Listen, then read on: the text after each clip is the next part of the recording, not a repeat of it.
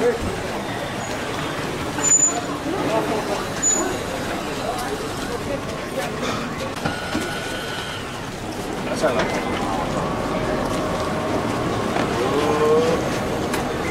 Ya.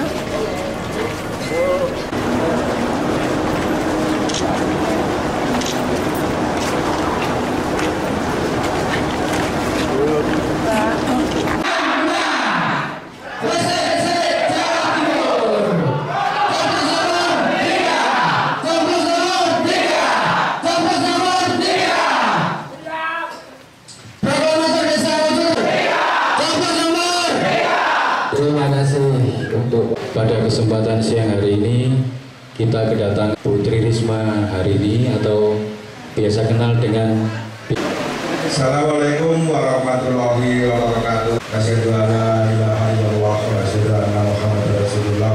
Gubernur kita semua, Ibu Risma. Ya, kampung ini tetap teko.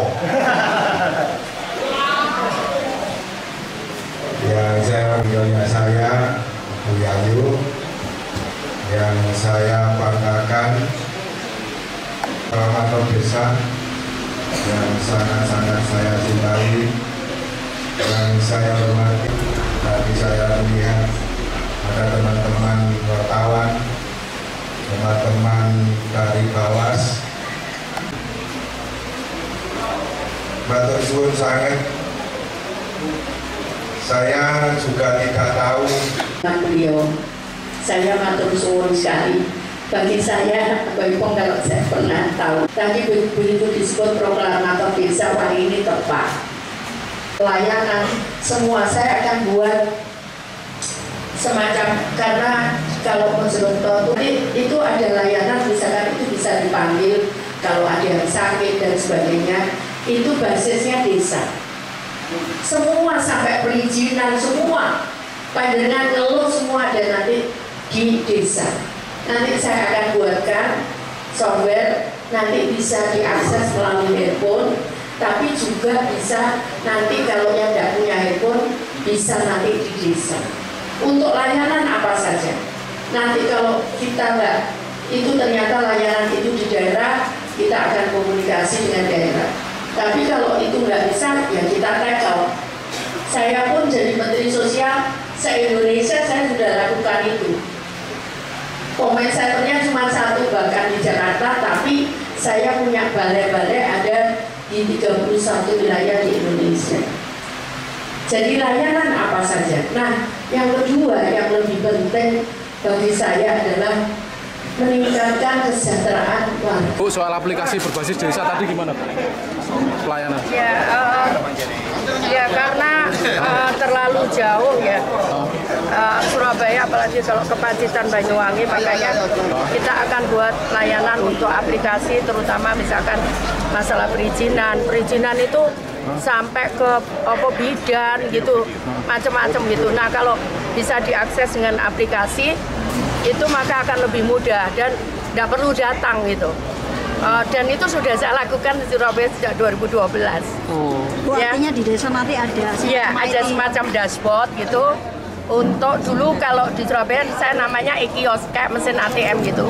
Terus ada komputernya, tinggal milih-milih karena bentuknya gambar. Tapi nanti kita lihat, karena sekarang sudah bisa pakai kamera TV, kamera TV yang besar gitu, atau dia pakai gadget, base-nya adalah gadget sebetulnya.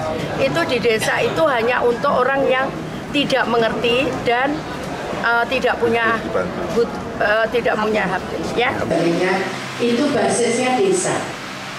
Semua sampai perizinan semua pandangan ngeluh semua ada nanti di desa.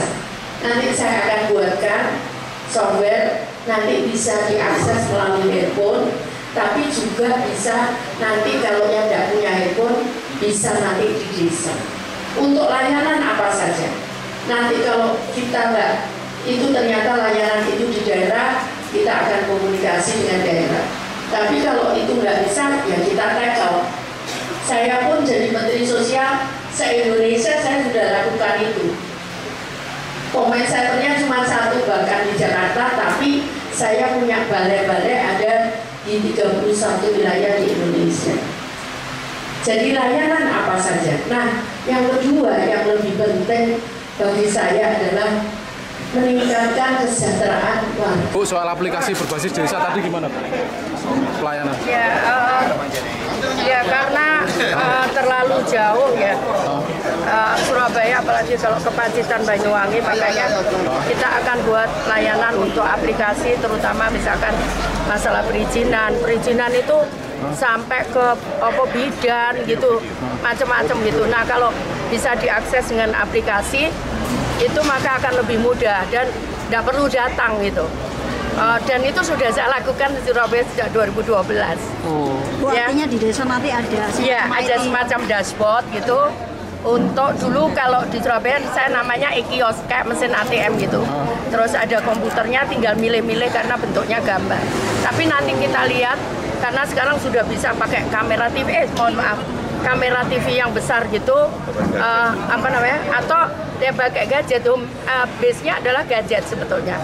Itu di desa itu hanya untuk orang yang tidak mengerti dan tidak punya HP ya. Pengamatan desa kali ini tepat. Pelayanan semua saya akan buat semacam, karena kalau Mojokerto itu ada layanan, misalkan itu bisa dipanggil kalau ada yang sakit dan sebagainya, itu basisnya desa. Semua sampai perizinan semua, pandangan ngeluh semua ada nanti di desa. Nanti saya akan buatkan software, nanti bisa diakses melalui handphone, tapi juga bisa nanti kalau yang tidak punya handphone bisa nanti di desa. Untuk layanan aplikasi, terutama misalkan masalah perizinan itu sampai ke bidan gitu, macam-macam gitu. Nah, kalau bisa diakses dengan aplikasi, itu maka akan lebih mudah dan tidak perlu datang gitu. Dan itu sudah saya lakukan di Surabaya sejak 2012.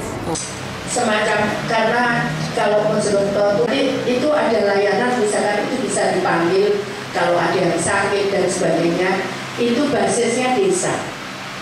Semua sampai perizinan semua, pandangan ngeluh semua ada nanti di desa. Nanti saya akan buatkan software, nanti bisa diakses melalui handphone, tapi juga bisa nanti kalau yang tidak punya handphone bisa nanti di desa. Untuk layanan apa saja. Nanti kalau kita itu ternyata layanan itu di daerah, kita akan komunikasi dengan daerah.